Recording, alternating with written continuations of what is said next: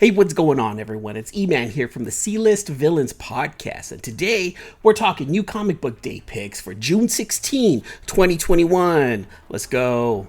Now, before we get started, do me a favor, hit that like button, hit that notification bell, hit that subscribe button. That way you guys get notified anytime I drop any one of these new videos.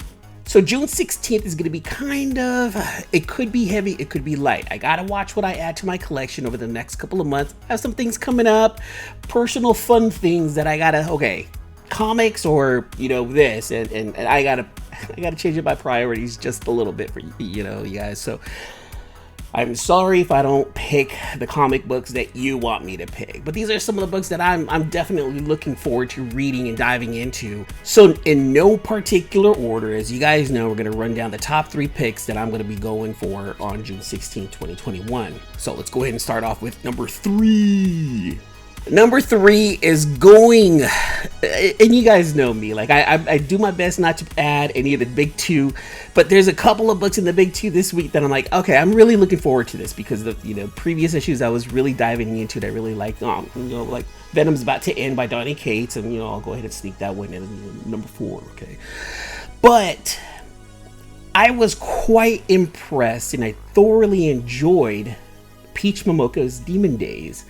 So for my number 3 pick, we're going to go with Demon Days Mariko, number 1 from Peach Momoko, artist and writer, right there on Marvel. I liked the twist in the folklore of the X-Men characters mixed in with Japanese lore also, and I really like how Marvel was like, hey Peach, go to town, here, you come up with whatever you want to come up with. I really liked the first issue. I liked it a lot, to a point where I even had some of the kids read it. They're like, this is actually pretty cool. So adding Demon Days was a fun addition to my collection. So now Mariko, this is one that I've been waiting for. So let me go ahead and run this down, okay? I'm gonna try to do voices now, okay? Bear with me. In the shadow of Kirisaki Mountain, a secret history comes to light. The Demon Days saga by Stormbreaker Peach Momoko continues. Mariko Yoshida hears mysterious voices and has strange dreams that feel real. Her red-headed maid who dresses in black might know more than she lets on. What is the connection between Mariko, the creature called the Oni, and Kirisaki Mountain? Find out in the next installment of this tale of magic, monsters, and Marvel characters like you've never seen them before, beautifully rendered by Peach Momoko. Book 2 of 5 of the Demon Days saga. I'm going to be doing that a lot more over the next few videos, so I'm going to let you guys know. I'm going to need your help, matter of fact. Let me know which voices you guys actually dig, which ones you don't dig. I'm just going to have fun with it. I'm throwing stuff out there. It's part of my personality. Let's see what happens, Just to let you guys know, one of my dream jobs, I don't care if it's like 5 words or even like 1 sentence. One of my dream jobs is to voice a Transformer in a cartoon. Someone says, hey, E-Man, you know what? Come on over. Go ahead and say this in whatever voice you think would work for this Transformer. Honestly, dream job. That would be so awesome. So I'm going to be trying my voices more often. Anyways, bringing it back, Peach Momoko, like I said, has done very, very good with her Demon Days, in my opinion, with her Demon Days books, and I'm looking forward to this one, her next installment, and I'm glad that Marvel's giving her time to come out with these books, because they're not coming out, 1 month at a time. Peach is actually taking her time and making sure that her craft is perfected with these books. So with them coming out once every 2 or 3 months tells me that they're allowing her to really hone in on her skills and her style, and let her bring it out whenever she's ready to bring it out. So Peach Momoko, man, her story writing, I'm actually digging. I'm looking forward to it. Number 2. All right, so the kids are starting to get into comic books. I have my stepson who's all about Batman Fortnite right now. Like, I'm actually reading that with him, and it's fun to see the next generation dive into comics. The stepdaughter, she's into The Last Witch and Orcs. She absolutely loves orcs. My daughter loves Wind. Like, we're digging and reading Wind. She ended up picking up Bloom, Not the adult version. There is a YA version of a book called Bloom that she picked up a few months ago. She's like, Daddy, I really love that book. So reading Wind, reading Boom for my daughter. My stepdaughter's reading The Last Witch. My stepson's all about Batman Fortnite. I mean, you see, like, I see how the next generation is starting to dig into comics. So my number 2 pick is actually because of them, because I also want them to join me on another adventure that I feel like they can read. Coming out of Boom Studios, and I don't know if it's Boombox, Kaboom, but it is definitely coming out of Boom Studios. Number 2 pick goes to Save Yourself, number 1. This is by writer Bones Leopard, and art is from Kelly Matthews. Let me go ahead and read a little bit about this one right here. What if magical girls weren't Earth's champions at all?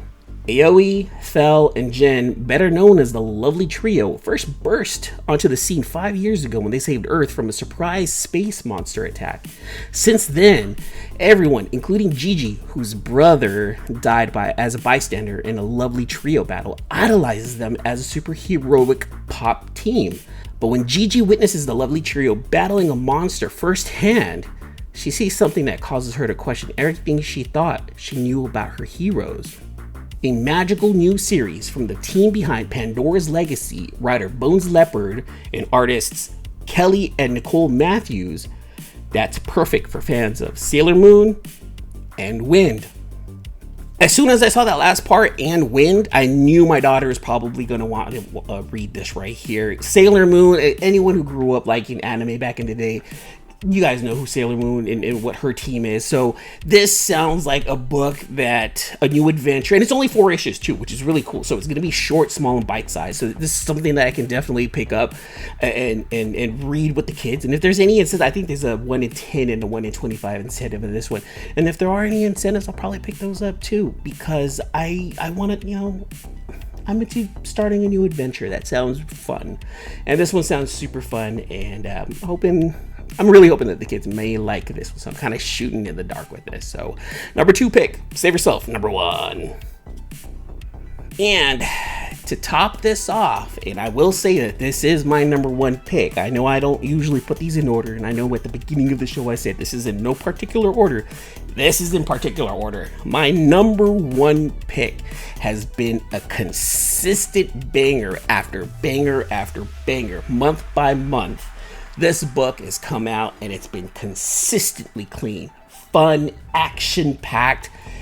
The heroes seem to always have their backs against the walls and they end up getting out of it somehow, some way. But when they get back right into the mess of things, something even bigger happens. You guys know, I know, my number 1 pick is going to Boom Studios, 7 Secrets number 9. Thank you, AJ, for introducing this book to me. Absolutely love it. We found out what one of the secrets was in number 8. I'm going to spoil it for you. Big spoiler word is going to be right here somewhere, right? Spoiler. One of the secrets was a country killer. Literally decimates a whole country. When the Seekers had Tajana locked up in that area, in the catacombs down below, she begged them not to open the cave. She begged the Seekers, don't do this, for God's sake, don't do this.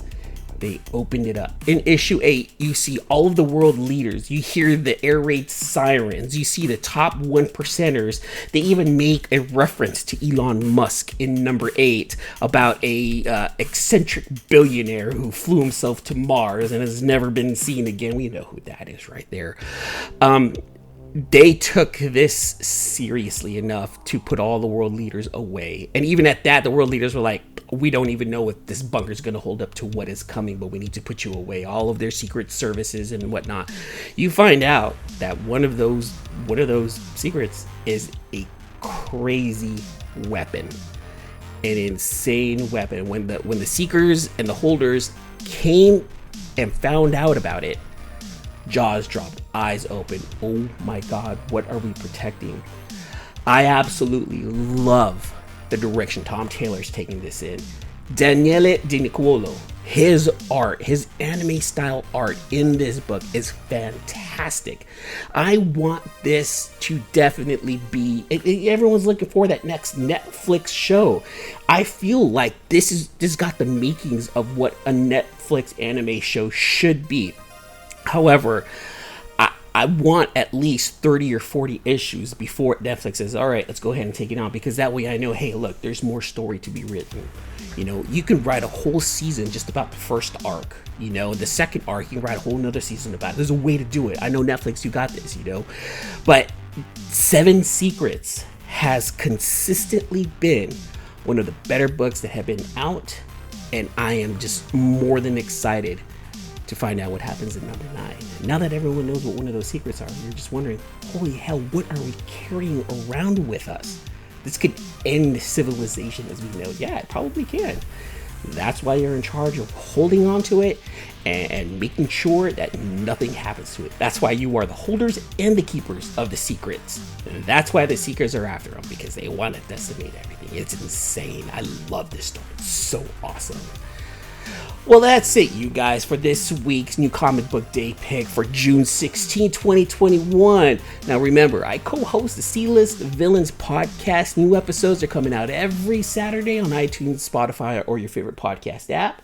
We also are, and it's official, I guess, and every Thursday at 8 p.m. Pacific Standard Time, we are doing our live show, our live podcast on YouTube. Come find us, the C-List Villains podcast. AJ, Red, Luke, we're all on there talking comic book stuff. Remember to go visit Luke's RKFA Comics. Also, he's just started his store. And on top of that, Bunny Mask #1 Chin Potter exclusive to RKFA Comics. You can only get that on his website. So go over there, check it out. He only has a few bundles left. Help him out. Get everything going for him. All right, you guys. Well, that's it. Thanks to everyone for coming by and hanging out. Until the next issue. Deuces.